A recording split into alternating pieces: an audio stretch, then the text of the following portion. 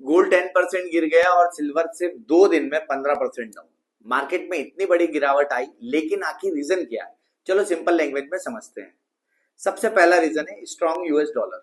जब dollar strong होता है, गोल्ड और सिल्वर दूसरे कंट्रीज के लिए महंगे हो जाते हैं। इससे डिमांड कम हो जाती है और प्राइस गिरने लगता है। दूसरा बड़ा रीजन इंटरेस्ट रेट्स और बॉन्ड यील्ड हाई। अभी ग्लोबल लेवल पर स्पेशली यूएस में रेट्स हाई है, इसका मतलब इन्वेस्टर्स को बॉन्ड और फिक्स इनकम से अच्छा रिटर्न मिल रहा है।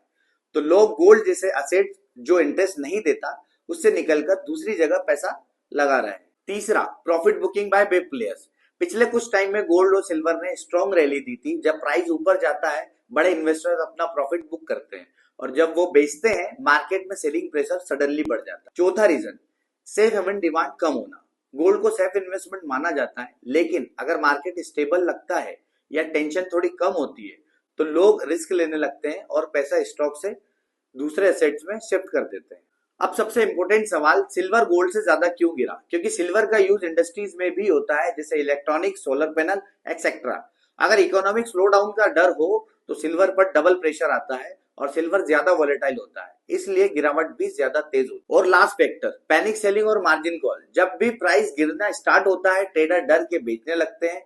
जिन लोगों ने लोन लेके इन्वेस्ट किया होता है, उनको फोर्स सेलिंग करनी पड़ती है। ये सब मिलके क्रैश को और फास्ट कर देते। तो सिंपल फॉर्मूला याद रखो, dollar strong, interest rate high, big selling, it means gold और सिल्वर डाउन। अब क्वेश्चन ये है, क्या ये सिर्फ शॉर्ट टर्म करेक्शन है या अभी और गिरावट बाकी है?